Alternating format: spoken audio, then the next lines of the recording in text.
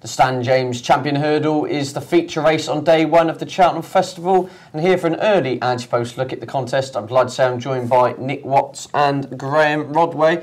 So then, gentlemen, the market's all about Hurricane Fly, Nick. And around the 94 mark, would you be interested in him? I'd be more interested in him now in the last couple of weeks than maybe I would be before Christmas, because the vibes certainly seem to have improved for him. You had to be worried, I think, if you're a fan of the horse pre-Christmas. The news we were getting from Woody Mullins' stable suggested that he just couldn't get him right. Missed his first couple of assignments, didn't make it to Christmas. You'd be a bit concerned. But apparently did a very good piece of work the other day. Woody Mullins very happy. Going to hopefully make his comeback at the end of the month. So 9 to 4, there's not much mileage in the price. If you're a big player, then I suppose you might want to take it. And if he hacks up on his return, he could go 6, 7 to 4. But I mean, not personally for me. I'd rather look elsewhere. But obviously, it goes without saying, he was a great winner of it last season. Nothing could get the better of him. He went through the season unbeaten, and he's, you know, if he comes there in the same shape, then he's the one they've got to beat. But that's a concern. He hasn't been seen out, and sometimes when he's in the past, when he's missed races, he's struggled a bit for fluency, and I think he's a horse that is something that G-Rod's commented on before, that he's better with practice, and you know, with runs every month, every 6 weeks, he gets better and better. So that would be a concern. Graham, 9 Grade 1 wins, including this race last year. By all accounts, he's going to the Irish Champion Hurdle first. Is there the argument that, well, if he makes mincemeat of those rivals, he could be an even money shot straight after? Well, he might be. But you want to see that first, won't you? I mean, I think he's the worst value favourite at the festival. Right, let's answer that then. I'm not saying that he ain't a great horse and that he isn't the best horse in the race, because we all know that he is the best horse in the race. But for me, last season he got better as the year went on. He's the sort of horse that I think thrives on racing. I don't think he likes having a lot of time off the track. He's not an horse that's best fresh. If you watch his runs last season, like he beat Solwit. He made quite hard work of it the first time he beat him, over 2.5. Then he beat him easier next time at Christmas. Then he beat him even easier next time in January. And then he was brilliant in the Champion Hurdle on his next start. So he's just getting stronger and stronger and stronger. And then on his final start, Punchestown, was probably his best performance of the whole lot, when he beat a really good field in good style. This season he comes in with a completely different preparation. In fact, he's not even run yet. And he's at maximum going to get 1 race in before Cheltenham, and I think that might well make him vulnerable. At the last, Hurricane Fly chased by Thousand Stars. In third is Binocular and then Menorah, but it's Hurricane Fly, a season of all seasons. Hurricane Fly and Roby Walsh, a clean sweep for Willie Mullins, the first 2 home. Thousand Stars has run another stormer. In third place is Binocular, Menorah, and okay, so no doubt in his class, but just not an Ante-Post proposition at this stage.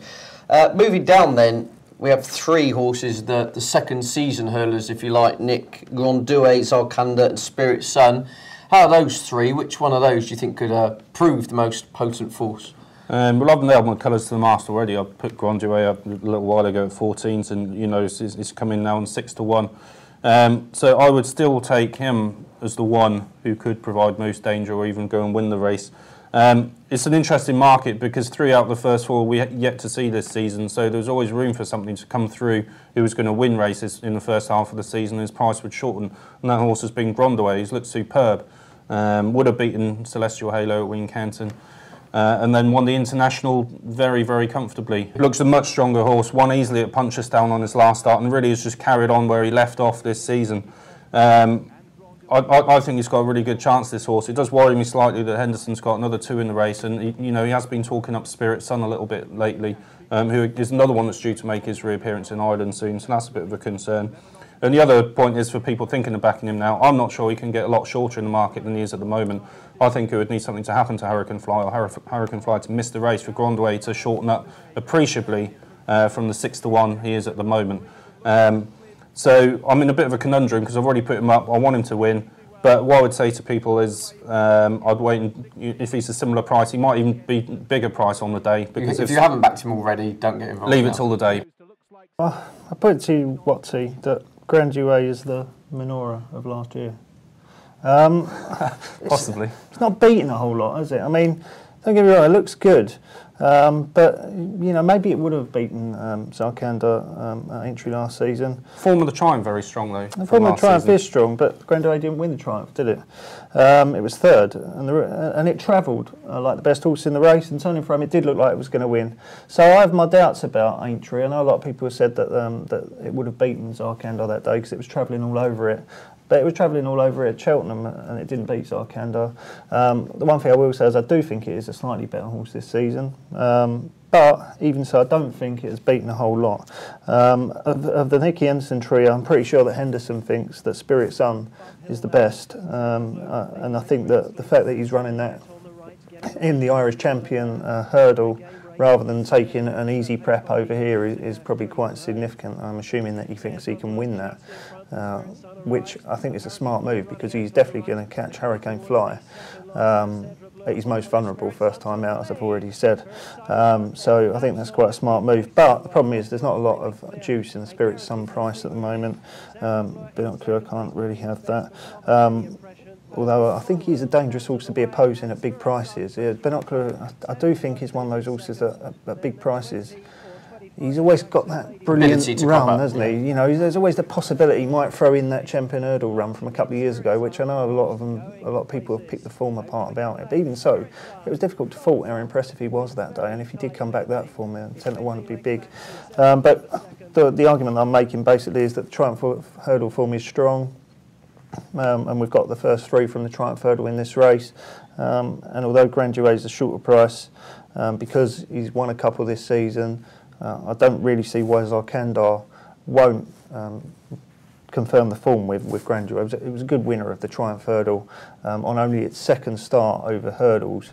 Worry is obviously we haven't seen him since, but Paul Nicholls, I think, has steadily been getting more and more excited about this horse as he's seen the form beginning to work out, and there's no doubt about it that he really wants to win the Champion Hurdle. It's missing from his CV, and this horse, I think, he thinks could do it for him. He's going to have this horse trained for the day. By all accounts, he's going to run in the Tote Sport Trophy. Yeah, it's interesting. And then go straight to Champion. To be honest, I don't think he will run in the Betfred Trophy or whatever it's called, Betfair Trophy.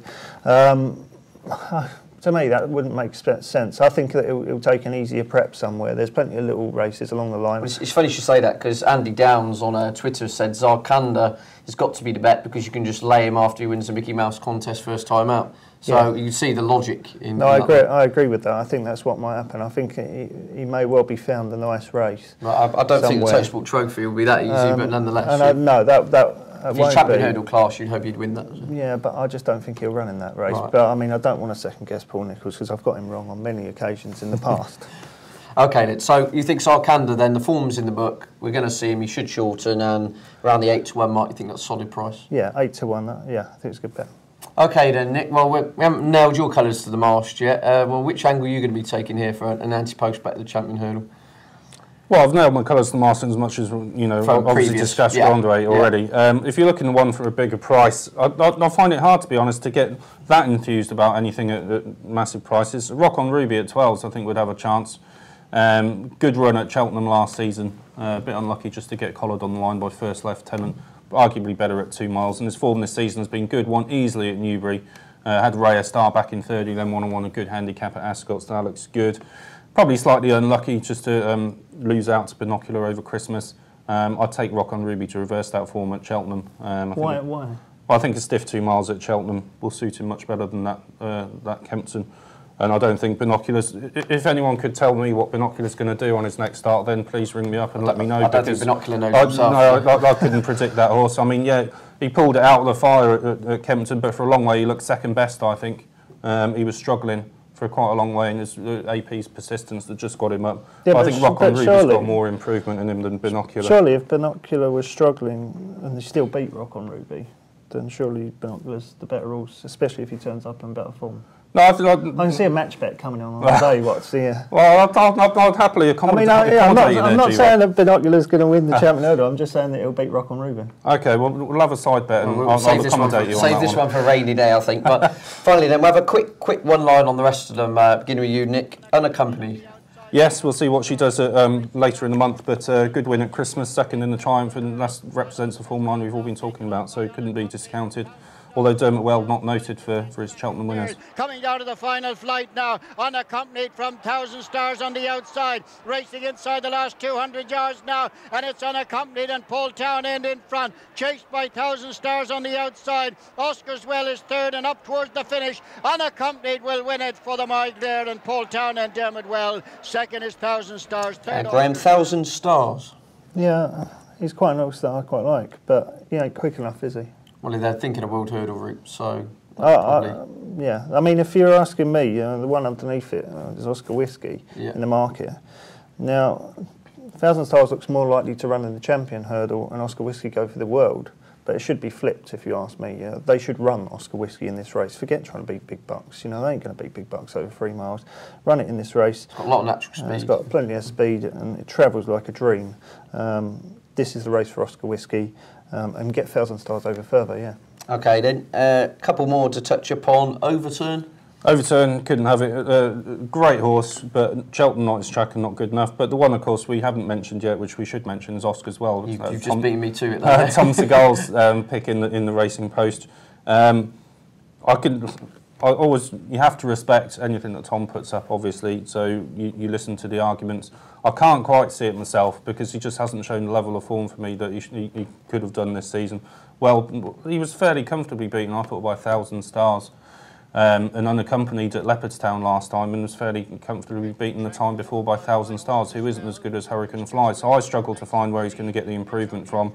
But better having ground said that, on a stiff 2 miles. Possibly, and Tom's put him up, and I totally respect what Tom says, and I know you fancy him as well. So I'm not. If he does rock up the hill on the first afternoon and win comfortably, it wouldn't, be an absolute shock. But I don't know about you, G Rod. I'm struggling with it. It's funny, Oscar Well, because I did really like the horse at the start of the season, put him in my tent to follow and everything, and then he's run a couple of times this year, and I've been a bit disappointed with him. I just think Jess Garrison gets him right for one race in March, one race only. I think he's got the ability. I think he's got the raw ability there. I would not have put him in my tent to follow if I didn't think that he was capable of winning the Champion Hurdle. But I've just been disappointed with him so far this season, so puts me off a bit. And Thousand Stars now begins to assert. Is 2 lengths in front of Oscar's Well, and they're followed by Petone. And over the last, Thousand Stars now beginning to lengthen on as they race up towards the finish. Thousand Stars will make every inch of it to win for Ruby Walsh, and Willie Mullins in the Hammer and Trowel Syndicate. Thousand Stars clear-cut winner, followed home by Oscar's Well. So to sum up then, Nick, Champion Hurdle anti-post bet? Well, we're going to have an anti-post bet on Grandouet, but I've just been having a match bet with this guy here, Binocular and Rock on Ruby, so I'll be looking forward to collecting from G-Rod late Tuesday afternoon. I'll be looking for him at Cheltenham anyway. Oh, this gets more and more interesting. And then Graham? Zarkandar at 8 to 1. I've just got to quickly explain why I think Zarkandar at 8 to 1 is a better bet than Spirit Songs. I don't think I did. Just basically, Spirit Songs going to run in that Irish race, and obviously you've got Hurricane Fly, you've got Unaccompanied, possibly Binocular, possibly Oscar's Well. It's going to be a really hot race. If Spirit Song gets beat there, it'll be on the drift. Whereas Zarkandar, I think, is going to have the easier prep, and its price will contract. Scope to contract. Okay, then I think Grandouet will travel as well as Hurricane Fly, and he'll be the one to lay down the biggest question. But at a price, I've been with him since last August, so I've got to stick with Oscar's Well.